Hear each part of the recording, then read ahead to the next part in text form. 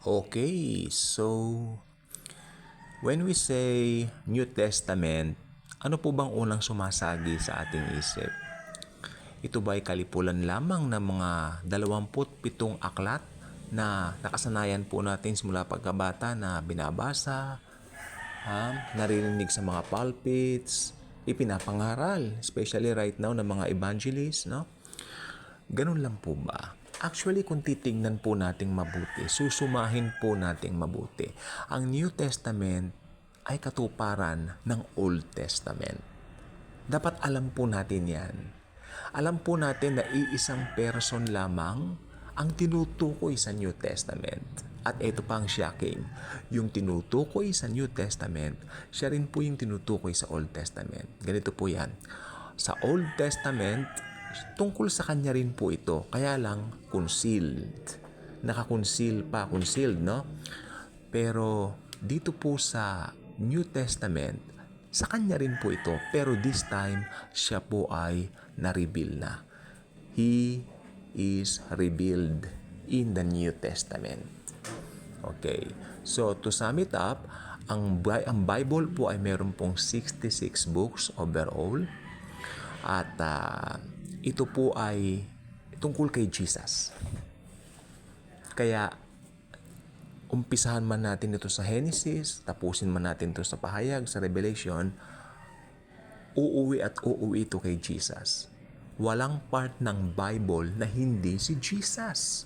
In fact, yung mga pagre-reject sa kanya ng mga kababayan niya, yung mga Hudyo, nakahula din po yan sa Bible, sa Old Testament.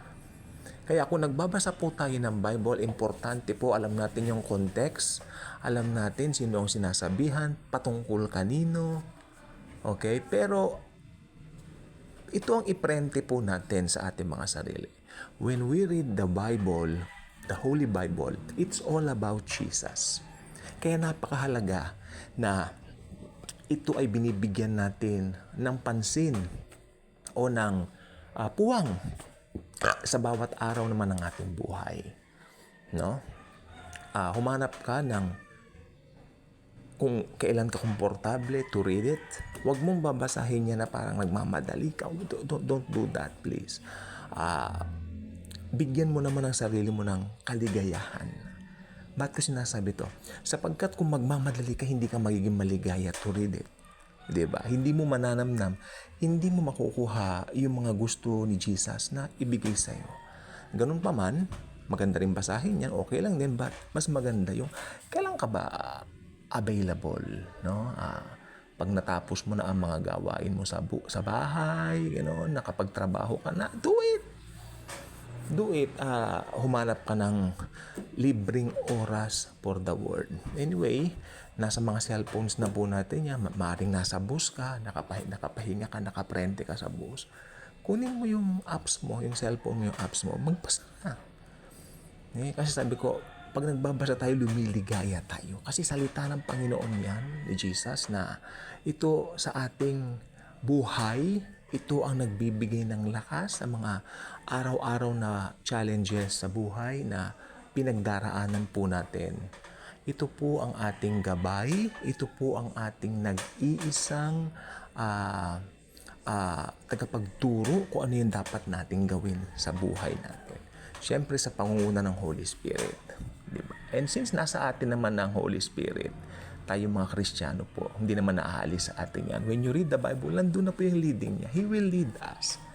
Diba? Siguro sabihan mo na lang siya, Banal na Espiritu Santo, ako ay magbabasa ng Bible, ako ay i-lead naman po ninyo. Ayan, ganun po. Basta wag po nating kalilito ang Old Testament concealed. Ibig sabihin, hindi pa nare-reveal yung pinatutungkulan nito. Pero dito po sa New Testament, na-reveal na po siya, ang Panginoong Hesukristo. Lahat ng hinula sa Kanya sa Old Testament ay dito po napangyari na pong lahat sa Bagong Tipan.